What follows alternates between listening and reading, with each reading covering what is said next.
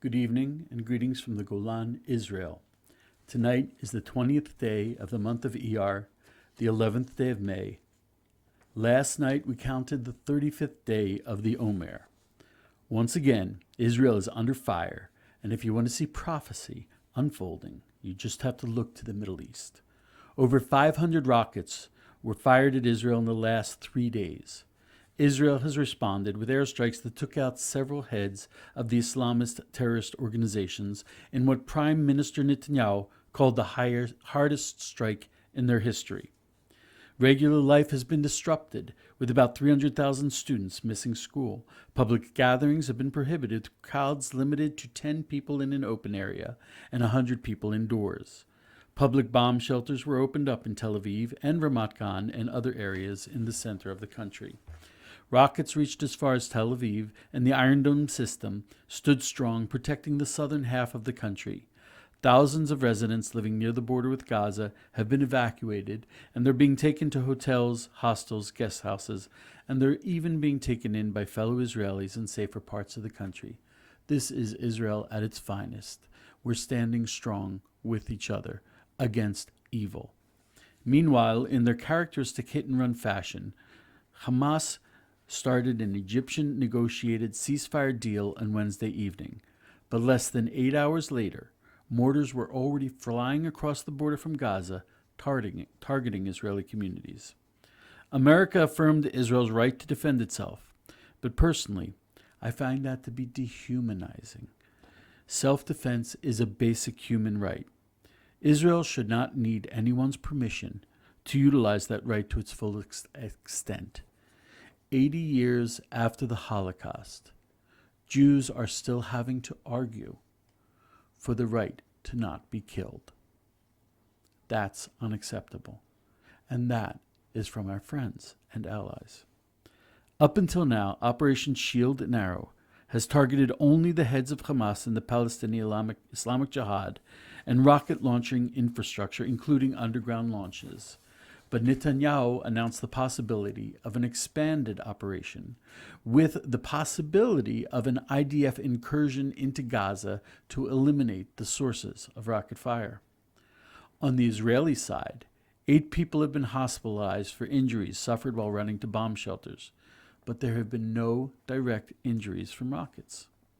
On the Palestinian side, 19 Palestinians were purportedly killed in Gaza by the Palestinian health authorities.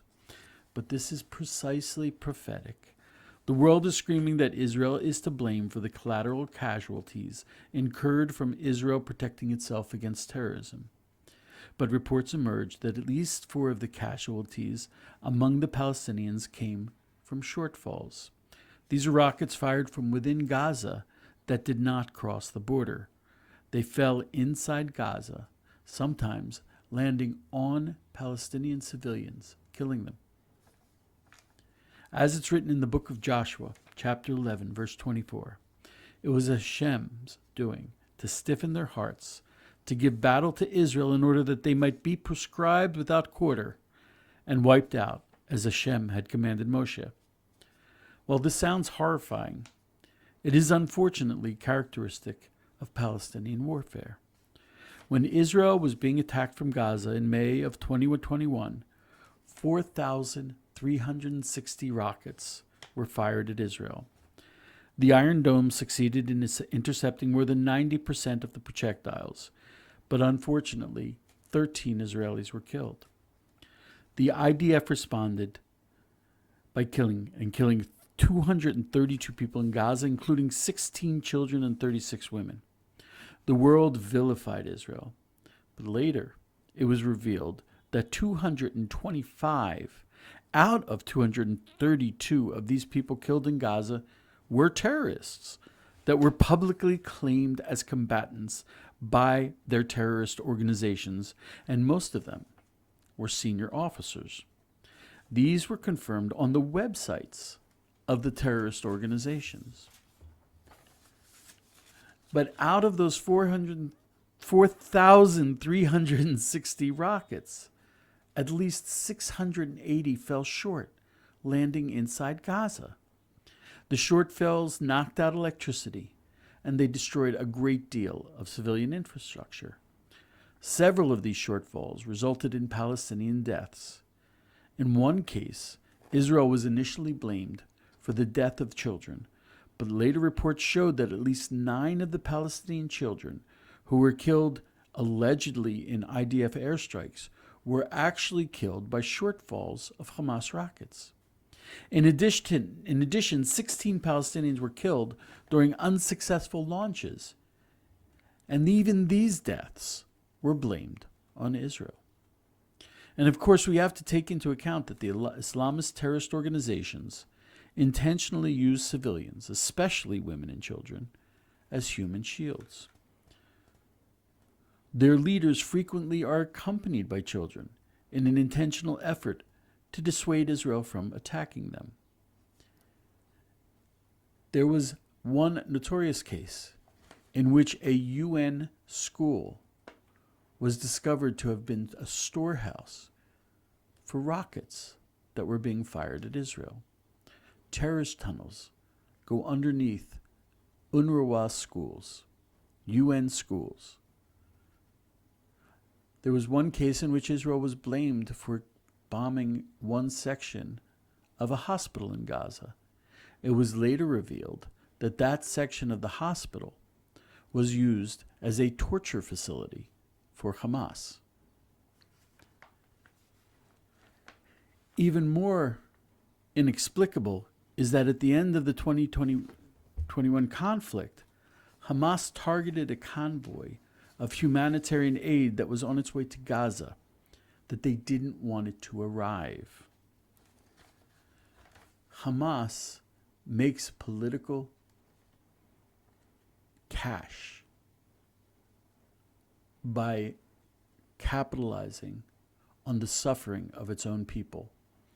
So if their own rockets fall on their own people, killing them, they can blame it in Israel, and their cause will get stronger. Media watchdogs noted that when releasing statistics of casualties, Hamas and Fatah deliberately avoid distinguishing between combatants and civilians. In their statistics, this inflates the numbers, demonizing Israel while making it impossible to see what the real effect of the IDF attacks are. While it's difficult to pray for the downfall of your enemy, the Torah allows and even requires war under certain circumstances. There are times when Israel has to overcome its natural inclination for mercy in order to aspire to what is actually a greater mercy, to root out the evil. If we don't do that, the evil will continue and suffering will continue. In order to end this, we have to go in completely and finish the job. So I'd like to encourage my listeners to pray for Israel, to pray for the peace of Israel. There's a story told that Reb Shlomo Karlibach, he went to visit the Suez Canal after the Six-Day War when there was a great deal of shooting across from one side to the other, from the Egyptians to the Israelis and back. When he came back, someone asked him what he saw. And he said, when an Egyptian soldier fires his rifle, he prays that his bullet will reach its mark. But when an Israeli soldier fires his rifle, he prays that before the bullet arrives, the Messiah will come and the bullet will stop. The suffering will end